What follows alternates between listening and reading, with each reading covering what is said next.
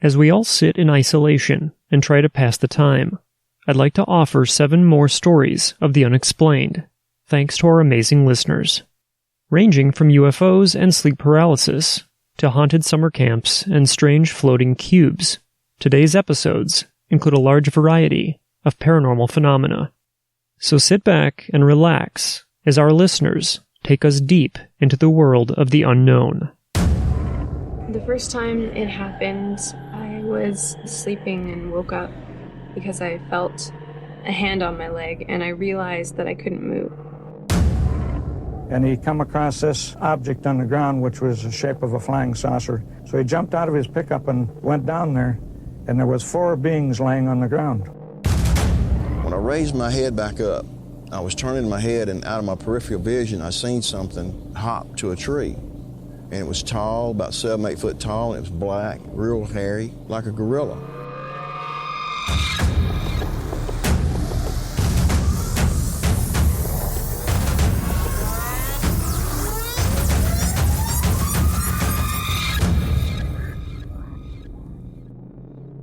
Welcome to the Paranormal Mysteries Podcast. I am your host, Nick Ryan.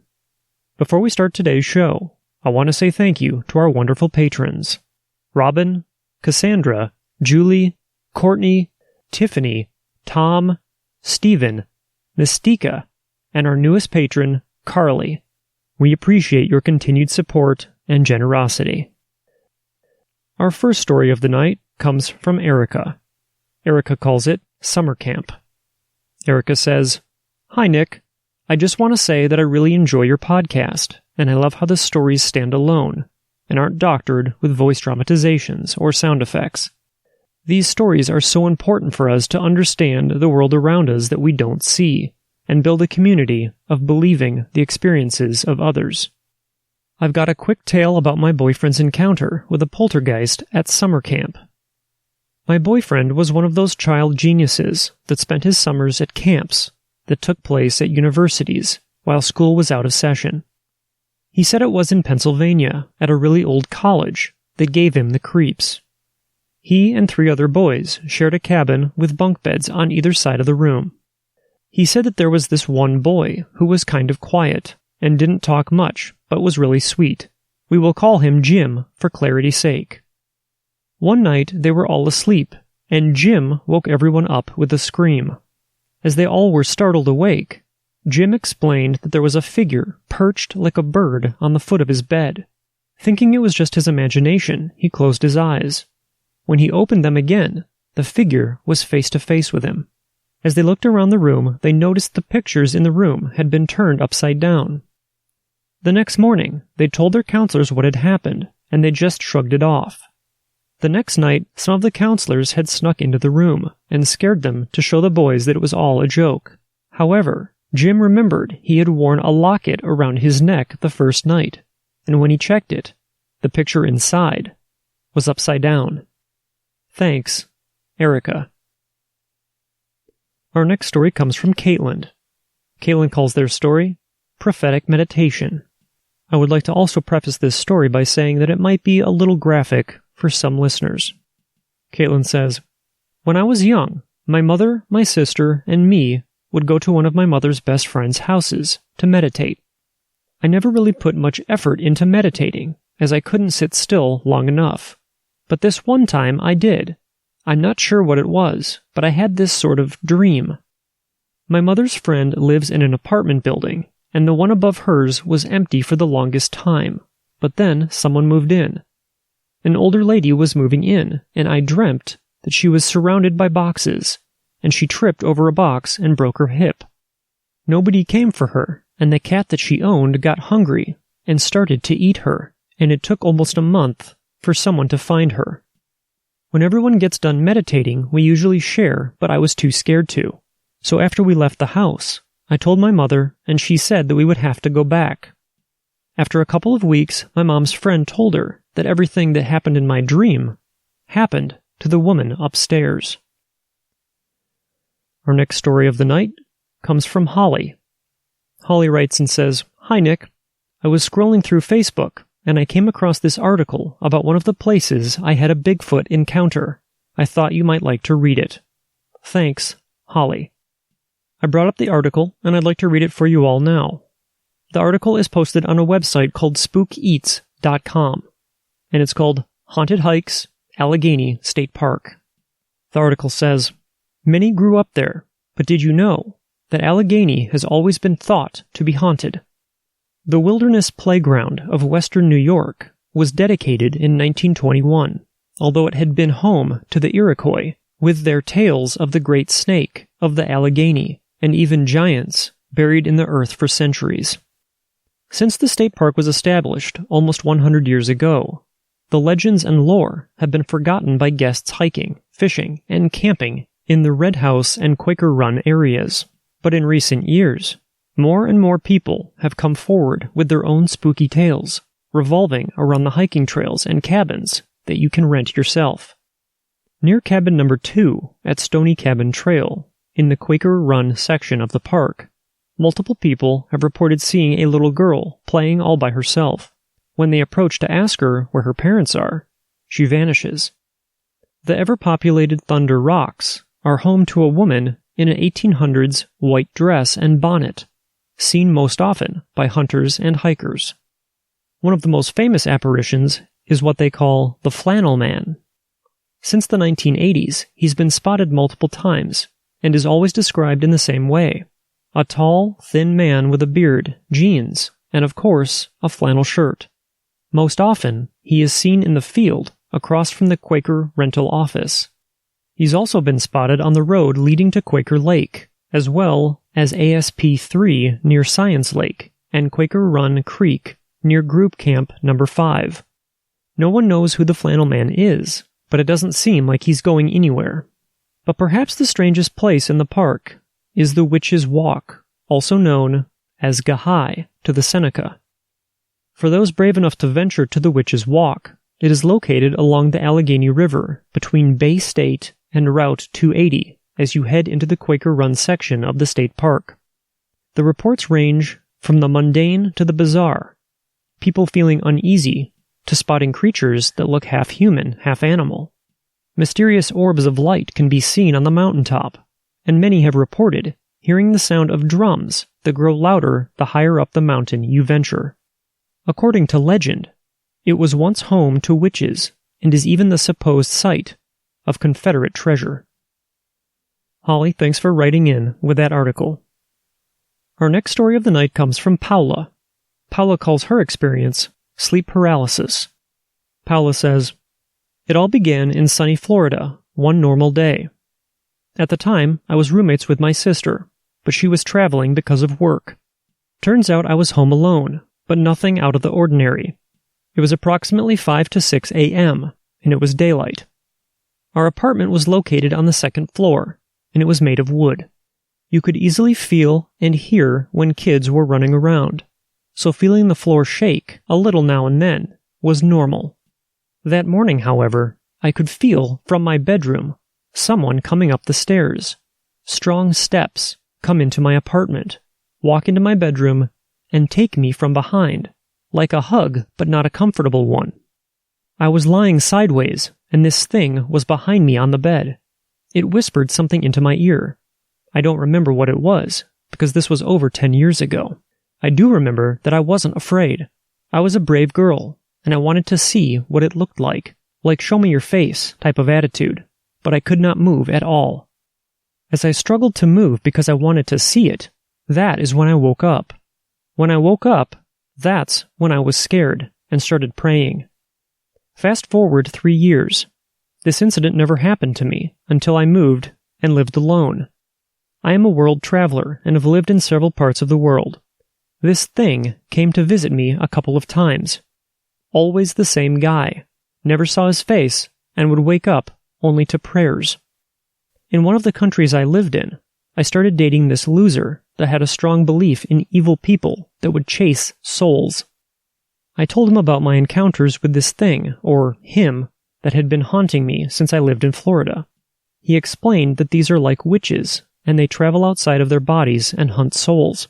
These witches, of course, are evil, and their entire purpose is to keep that soul depressed until eventually they commit suicide and gain points or merit with the devil.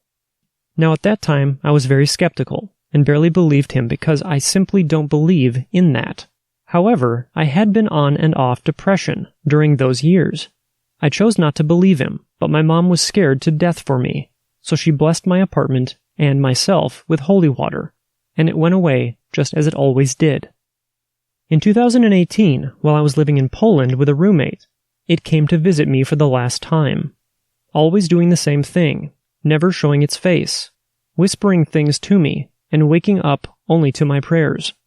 Luckily, my roommate is a diehard Catholic, so she also blessed me and our room with holy water and prayers.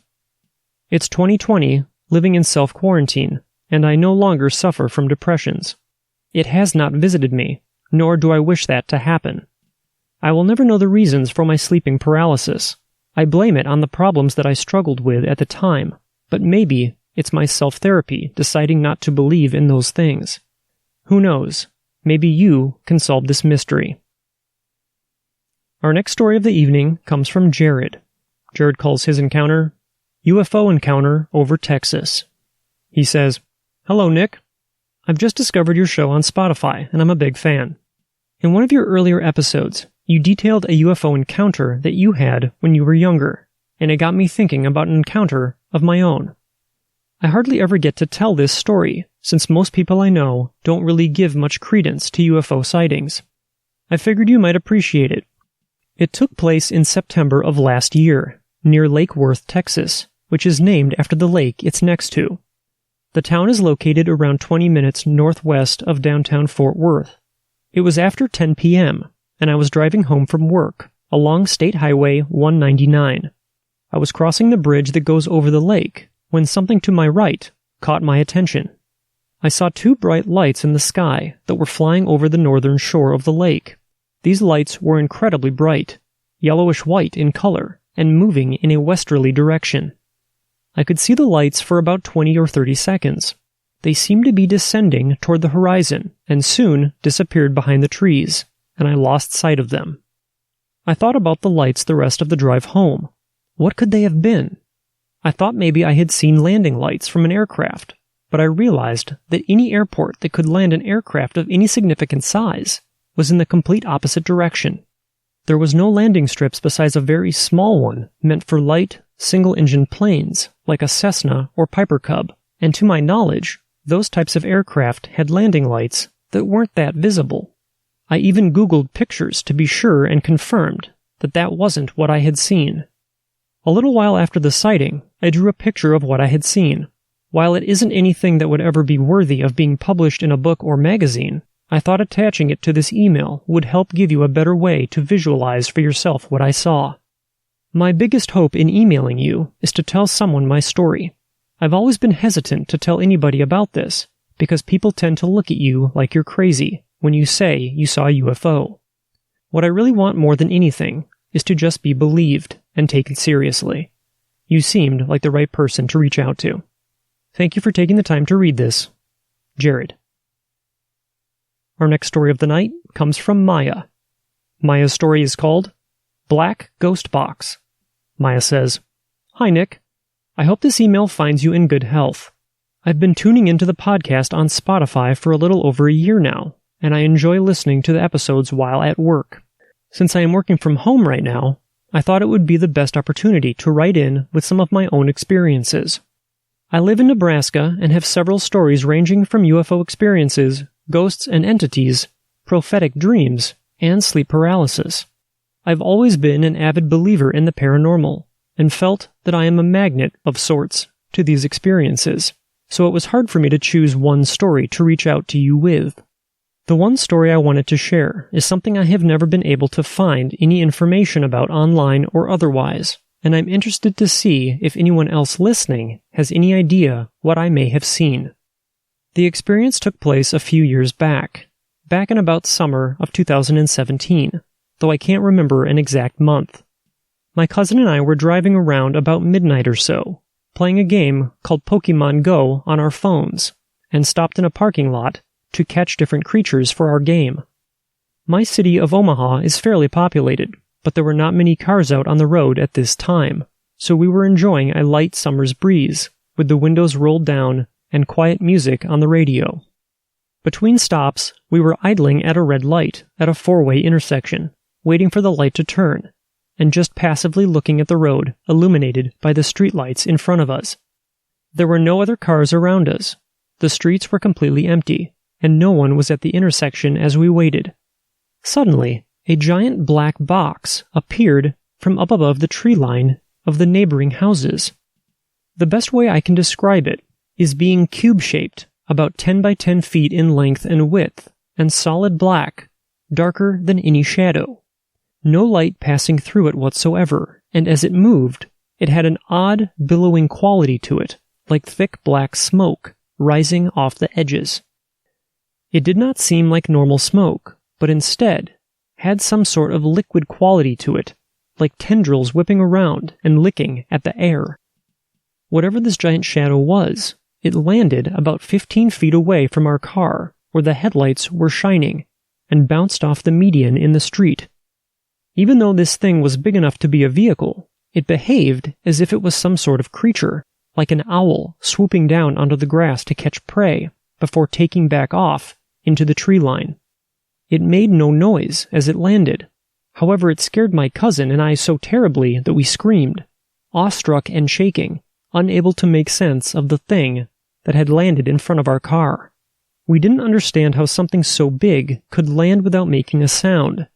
It only stayed on the ground for a few moments before it flew, or floated rather, back into the sky, soundless, leaving us completely bewildered to what had just happened for a couple of minutes, even as the stoplight turned green. My cousin is extremely skeptical of anything paranormal, but admits that whatever this thing was that we saw was not normal, or maybe even of this world. Anytime we are passing on the street now, we jokingly refer to it as Ghost Box Street, and wonder if we will ever see it again. I am curious to know if anyone else has had an experience of seeing something such as this, since all my searching for answers has been totally fruitless. I have many other experiences I would love to share with you, if you are interested. Keep up the great work. Kind regards, Maya.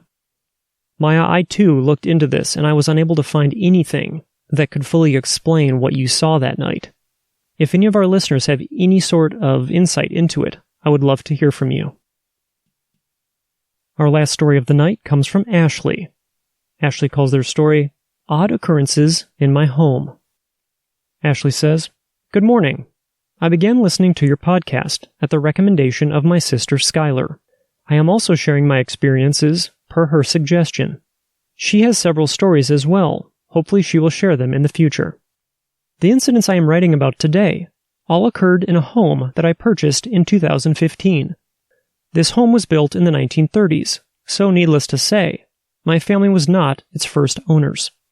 My first unusual experience happened not long after the purchase of this home.